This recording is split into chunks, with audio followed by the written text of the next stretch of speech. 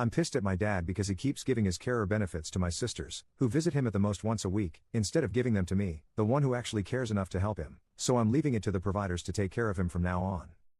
I, 26M, have two sisters, 18 and 23, from the same mom and dad, 50s. When I was 16 my parents went through a messy divorce which resulted in my sisters staying with my mom, and I stayed with my dad. My dad is disabled and has been unable to work due to a long list of medical issues since I was 16. He has kidney failure and is currently on dialysis while waiting for a transplant. This has meant that I have been looking after him in a variety of caretaker ways for a decade now. Throughout this time his contact with my two sisters has been minimal. He has in the past allowed my eldest sister to claim benefits that she was not entitled to by claiming to be a carer for my father amongst others. She has at no point in her life provided care for my dad. This caused many fights between my dad and I as I felt he was allowing her to commit fraud just so he could feel like he was helping her. I was recently contacted by his doctor who told me that my dad was no longer on the transplant list to receive the kidney transplant he needs. Apparently his health is now so poor that they don't know for sure if he'll survive general anesthetic for the op. I was told that a major factor for this was his poor diet which was exacerbating his existing health issues. Hearing this my wife and I decided to move back in with my dad to try and get him onto a healthier diet to hopefully prepare his body for the transplant he needs.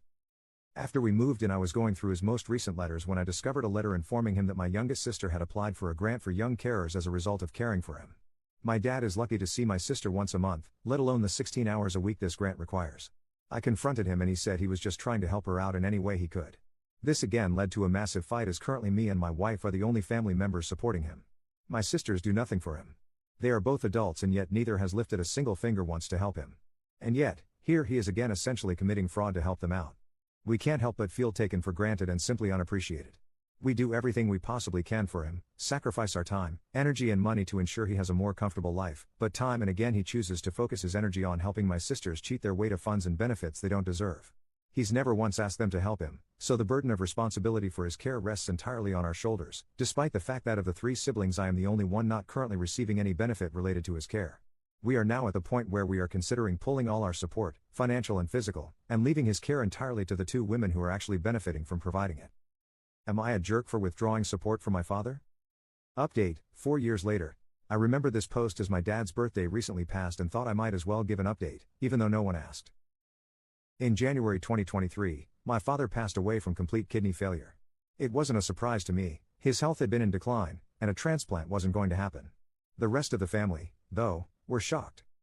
The last time he spoke to anyone, I showed him the 7-week scan of my now 2-year-old son, his first and only grandchild.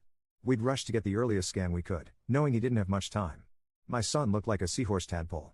He cried when I showed him, and we had a short talk about fatherhood before exhaustion took over. He fell asleep and never woke up. I asked him not to tell anyone since we were still early and didn't want to jinx it. He said, "I'll take it to the grave," and passed away 3 days later. He kept his word. I think seeing the scan and having that moment made him die happy. As for my sisters, they never changed. I let it go. I knew I couldn't change my dad and he was on borrowed time. For his birthday that year, we rented a canal boat since he'd always wanted one. He crashed it almost immediately. They gave him less and less consideration, ignoring him completely on what turned out to be his last birthday. No visit, no call, not even a text.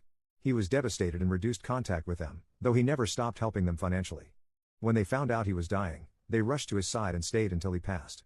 But like before, it was too little, too late. He was already unconscious. They hadn't shown urgency when he was first admitted, only showing up when I told them he had chosen to end life support. I'd been told the day he was admitted, over 2 weeks earlier, that he might not survive. I believed it. I'd seen him in these situations before, and this time felt different. The rest of the family still thought he would recover and didn't treat him as a priority.